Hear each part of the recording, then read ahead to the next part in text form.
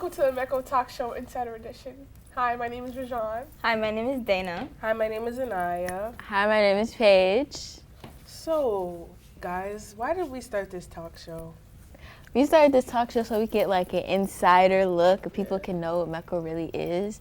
How would you say your METCO experience been so far, Rajan? My METCO experience so far it's been good. I've been in METCO since I was in 6th grade. Honestly, it's been a journey for me, but at the end, it's still fine for me. It's still a good thing for me. Like, METCO has welcomed me, and yeah, pretty much. And now you joined METCO your freshman year. Like, was it easy to adapt? Was it hard? Like, what was it? It was kind of harder for me because it was like a new experience, but like overall, I kind of learned to adapt to it, to new changes and stuff like that, because the school is different overall. I could say for everybody. Yeah. Would you say same way, Dana, going to middle school? Yeah, I feel like it was probably easier for me because I was a little bit younger than joining in high school because I joined in 6th grade. So yeah. Do you think it benefited you? Like, do you think?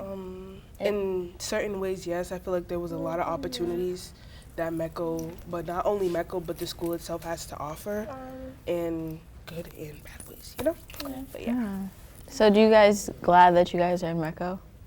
Yeah, I would say yeah. Yeah. Are you? Yeah, I feel like I am. I feel like I have more opportunities, and like kids that go to Boston Public Schools definitely have more resources. Especially in sports, you get to see more, like you get to do more than Boston Public School does. So I think it's a really good opportunity to be in METCO. So if you had the chance to go back to a Boston school, would you? No. Not really? No. I'm too used to what Swampscott. Swampscott, yeah, I know what you mean. Too much. It would feel like a downgrade. Would it feel like a downgrade to you guys? Yeah.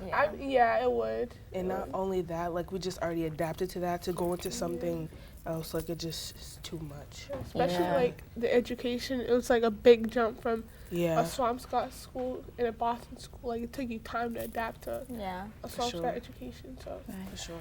So Rajan, can you let us know what METCO is?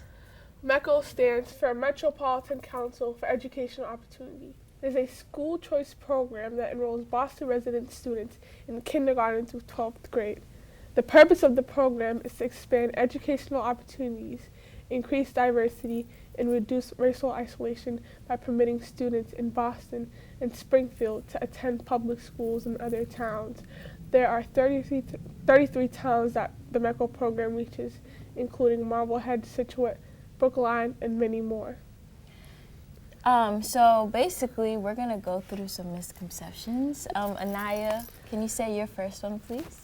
I would say that one of the misconceptions that we get a lot is like us METCO kids, like we don't have cars or whatever, and our parents are not able to bring us to school. Our parents do work, and we have to take their time into consideration. Our houses are 45 minutes approximately to an hour away from Swampscott, so we do have to take their time into consideration.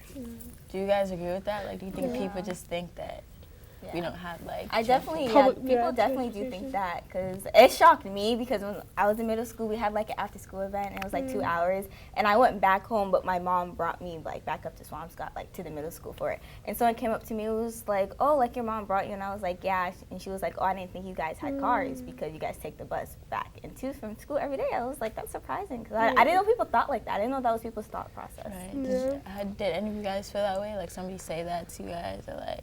I feel like there's many more misconceptions. Can you elaborate on that?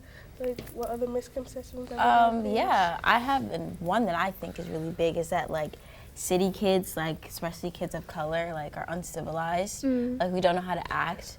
Like off one situation, or if they see one thing that happens, they assume and they put us in that group.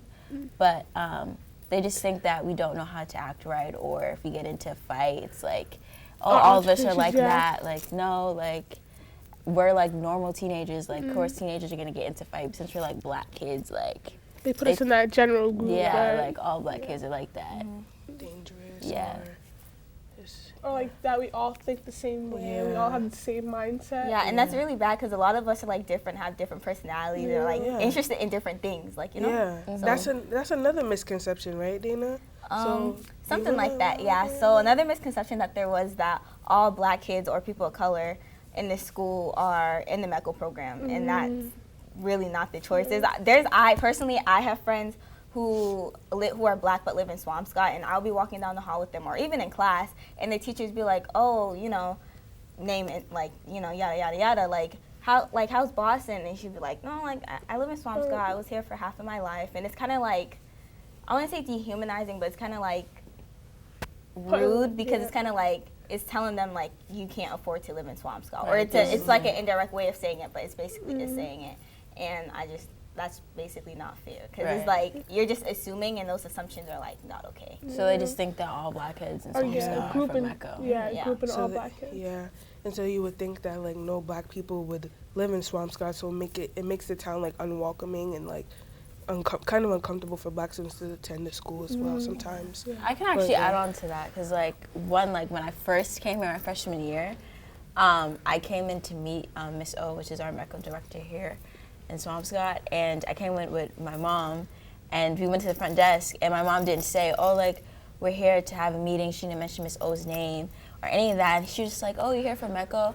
And I feel like that just made me think about that time, like, why did you assume that I am from METCO? Like, I could have just been a kid that just moved to Swampscott to here. And she actually apologized. She's like, I'm sorry, I should never assume that, because she knows she was wrong.